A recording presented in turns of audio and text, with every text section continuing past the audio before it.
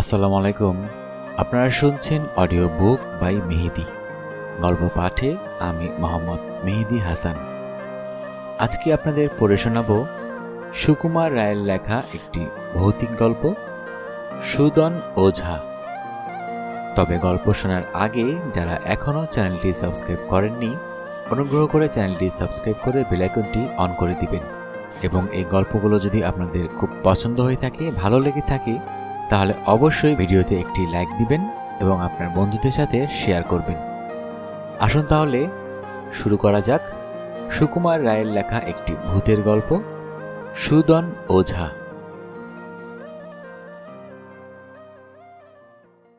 সুদন ছিল ভারী গরিব। তার এক মুঠো অন্নের সংস্থান নাই। রোজ রোজ জুয়া খেলে লোককে ঠকিয়ে যা পায় তাই দিয়ে কোনো রকমে তার চলে যায়। যেদিন যা উপায় করে সেই দিনই তা খরচ করে ফেলে, একটি পয়সাও হাতে রাখে না। এরকম কয়েক বছর কেটে গেল। ক্রমে সুদনের জ্বালায় গ্রামের লোক অস্থির হয়ে গেল। পথে তাকে দেখলেই সকলেই ছুটে গিয়ে ঘরের দরজা দেয়। সে এমন পাকা খেলোয়াড় যে কেউ তার সঙ্গে বাজি রেখে খেলতে চায় না। একদিন সুদন সকাল থেকে রাস্তায় ঘুরে বেড়াচ্ছে। গ্রামময় ঘুরেও কাউকে দেখতে পেল না। ঘুরে ঘুরে নিরাশ হয়ে সুদন ভাবল, শিব মন্দিরের পুরুত ঠাকুর তো মন্দিরেই থাকে, যাই তার সঙ্গেই আজ খেলব। এই ভেবে সুদন সেই মন্দিরে চলল। দূর থেকে সুদনকে দেখি পুরুত ঠাকুর ব্যাপার বুঝতে পেরে তাড়াতাড়ি মন্দিরের অন্ধকারে লুকিয়ে পড়ল। মন্দিরের পুরুতকে না দেখতে পেয়ে সুদন একটু দমে গেল বটে, কিন্তু তখনই স্থির করল, যাহ, তবে আজ মহাদেবের সঙ্গেই খেলব। তখন মূর্তির সামনে গিয়ে বলল, ঠাকুর, সারাদিন ঘুরে ঘুরে এমন একজনকেও পেলাম না যার সঙ্গে খেলি। রোজগারের আর কোনো উপায়ও আমি জানি না, তাই এখন তোমার সঙ্গে খেলব। আমি যদি হারি তোমার মন্দিরের জন্য খুব ভালো একটি দাসী এনে দেব, আর যদি তুমি হারো তবে তুমি আমাকে একটি অপ্সরা মেয়ে দিবে, আমি তাকে বিয়ে করব। এই বলে সুদন মন্দিরের মধ্যে ঘুঁটি পেতে খেলতে বসে গেল। খেলার দান ন্যায়মতো দুই পক্ষই সুদন দিচ্ছে। একবার নিজের হয়ে একবার দেবতার হয়ে খেলছে। অনেকক্ষণ খেলার পর শেষে সুদনেরই জিত হল। তখন সে বলল, ঠাকুর, এখন তো আমি বাজি জিতেছি, এবার পণ দাও। পাথরের মহাদেব কোনো উত্তর দিলেন না, একেবারে নির্বাক রইলেন। তা দেখে সুদনের হলো রাগ। বটে, কথার উত্তর দাও না, কেমন দেখে নেব। এই বলেই সে করল কি, মহাদেবের সম্মুখে যে দেবী মূর্তি ছিল সেটি তুলে নিয়েই উঠে দৌড়।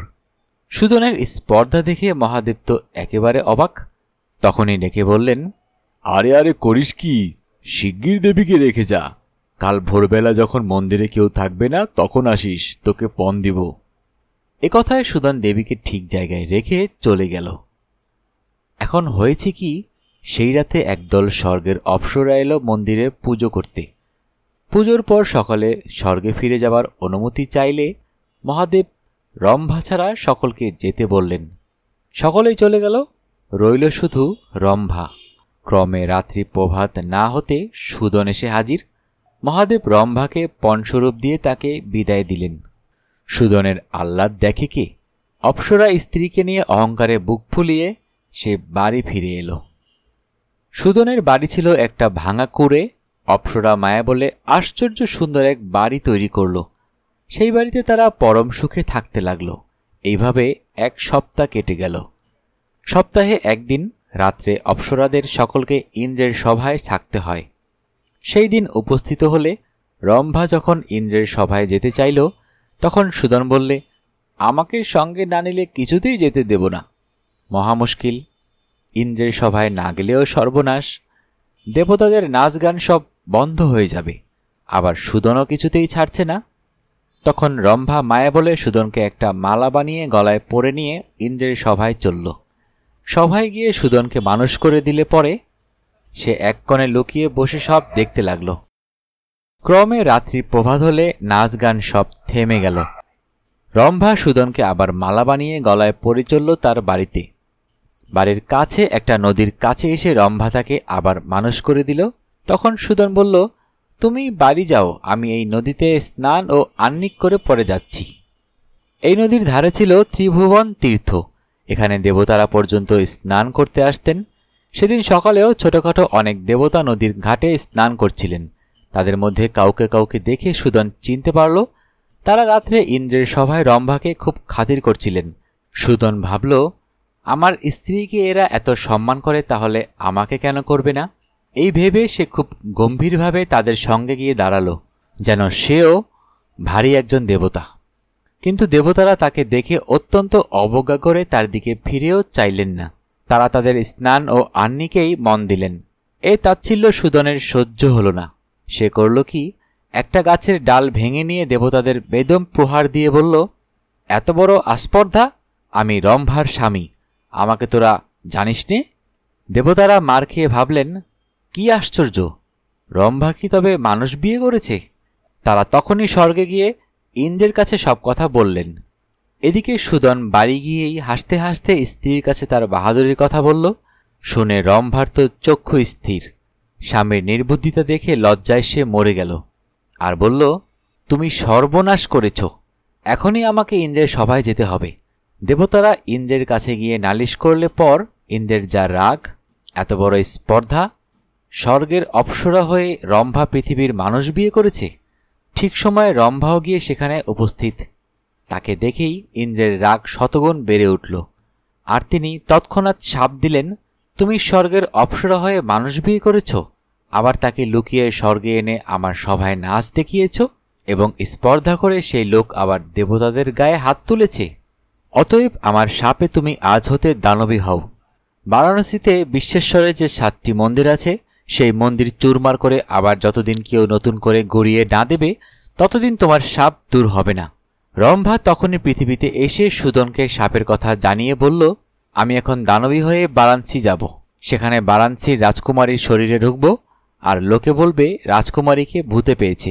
রাজা নিশ্চয়ই যত ওঝা কবিরাজ ডেকে চিকিৎসা করাবেন, কিন্তু আমি তাকে ছাড়ব না। তাই কেউ রাজকুমারীকে ভালো করতে পারবে না।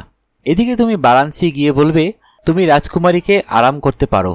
তারপর তুমি বুদ্ধি করে ভূত ঝাড়ানোর চিকিৎসা আরম্ভ করলে আমি একটু একটু করে রাজকুমারীকে ছাড়তে থাকব। তারপর তুমি রাজাকে বলবে যে তিনি বিশ্বেশ্বরের 7টা মন্দির চূর্ণ করে আবার যদি নতুন করে গড়িয়ে দেন, তবেই রাজকুমারী সম্পূর্ণ সুস্থ হবেন। রাজা অবশ্য তাই করবেন, আর তাহলেই আমার শাপ দূর হবে। তুমিও অগাধ টাকা পুরস্কার পেয়ে সুখে স্বাচ্ছন্দ্যে থাকতে পারবে। এই কথা বলতে বলতেই রম্ভা হঠাৎ দানবী হয়ে তখনই চক্ষের নিমিষে বারাণসী গিয়ে একেবারে রাজকুমারীর আশ্রয় করে বসল। রাজকুমারী একেবারে উন্মাদ পাগল হয়ে বিড়বিড় করে বকতে বকতে সেই যে ছুটে বেরুলেন, আর বাড়িতে ঢুকলেনই না। তিনি শহরের কাছেই একটা গুহার মধ্যে থাকেন, আর রাস্তা দিয়ে লোকজন যারা চলে যায় তাদের গায়ে ঢিল ছুঁড়ে মারেন। রাজা কত ওঝা বদ্যি ডাকলেন, রাজকুমারীর কোনো উপকারই হল না।